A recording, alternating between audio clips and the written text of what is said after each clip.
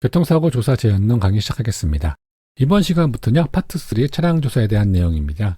차량 조사를 하기 위해서는요, 승용차 구조를 알아야 되겠죠. 자동차 구조 및 용어의 이해에 대한 부분을 알아보도록 하겠습니다.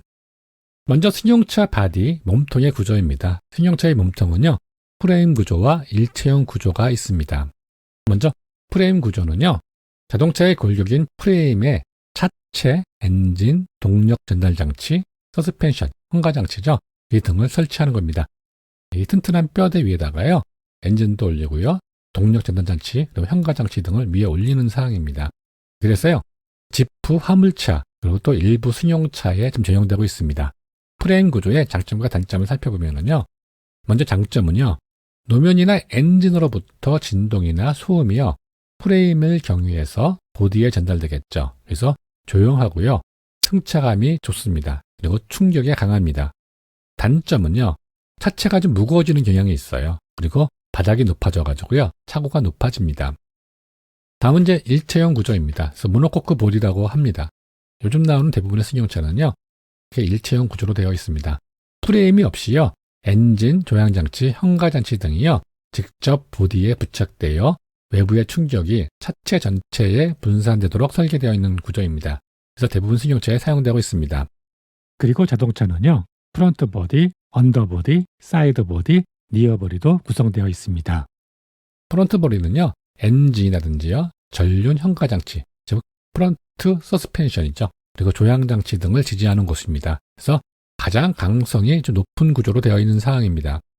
언더 보디는요, 차량의 밑바닥이겠죠. 그래서 차 실내하고요, 트렁크룸의 바닥 등 차체의 바닥면입니다. 그래서 탑승자, 적재물을 지지하면서요, 뒷차축 및 현가장치, 리어 서스펜션이죠. 이런 것들을 지지하고 있습니다. 사이드 보디는 옆면이죠. 차 실내의 측면을 구성하고 있습니다. 리어 보디는 차의 뒤쪽이죠. 그래서 트렁크룸을 형성하고 있습니다. 자동차 재원이 중요합니다. 이 부분에서 시험이 자주 나오고 있고요. 여러분들 잘 알고 계셔야 됩니다.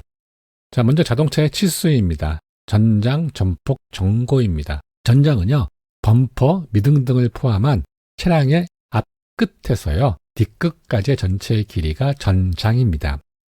전폭은요, 자동차의 최대 너비입니다. 그런데 이 100mm는 포함되지 않았습니다. 전고는 높이겠죠. 접지면에서부터 최고부까지의 높이입니다. 이거의 전고가 되는 사항입니다. 측정할 때는요, 최대 공기압 상태에서 측정을 합니다. 다음엔 축거입니다. 축이라는 것은요, 바퀴가 이렇게 있으면은요, 바퀴를 연결해 주는 것이 이 축입니다. 그러면 앞바퀴 축이 있고 뒷바퀴 축이 있겠죠. 자, 그래서 축거는요, 앞바퀴 차축 중심과 뒷바퀴 차축 중심 간의 거리입니다. 그래서 이 바퀴 중간에서 중간까지의 거리라고 보시면 됩니다. 다음엔 윤거입니다. 이 윤이라는 것은요, 이 바퀴를 말하는 것입니다. 그래서 좌측과 우측 바퀴 중심 간의 거리입니다. 최대 총 중량 상태에서 측정되는 사항입니다.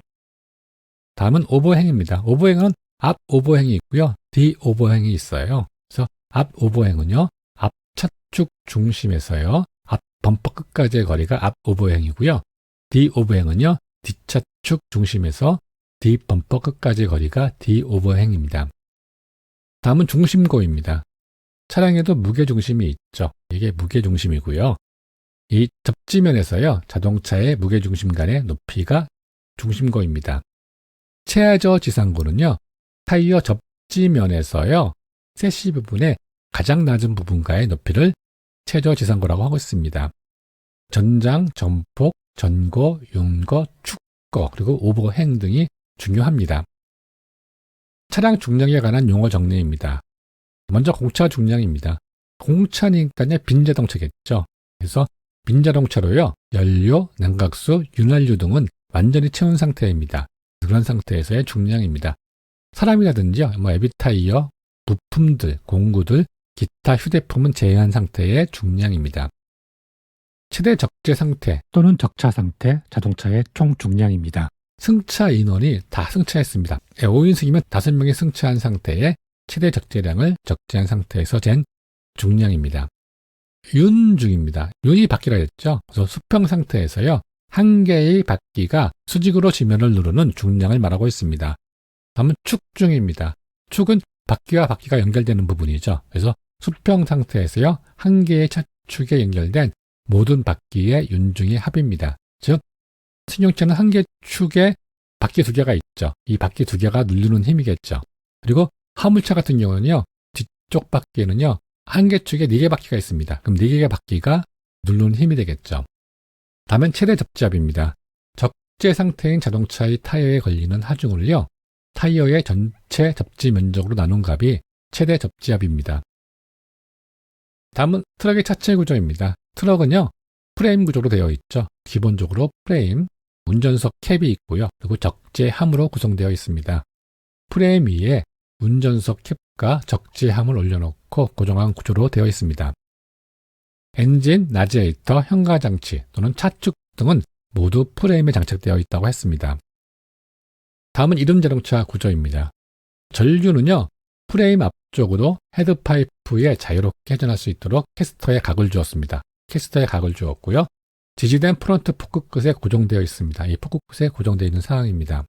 다음에 프레임 보디엔 우측 앞에 연료 탱크가 있고요. 그리고 뒤쪽에는요, 이 시트가 부착되어 있습니다. 그리고 이 연료 탱크 아래쪽에는요, 엔진이 장착되어 있죠. 그 뒤에는요, 이제 클러치나 변속기가 장착되어 있습니다. 그리고 프레임 뒤쪽 아래에는요, 서스펜션으로 지지된 후륜의 체인이나 V벨트 등에 의해 동력이 전달되는 상황입니다. 여러분들 수고 많으셨고요. 다음 시간에 찾아뵙도록 하겠습니다.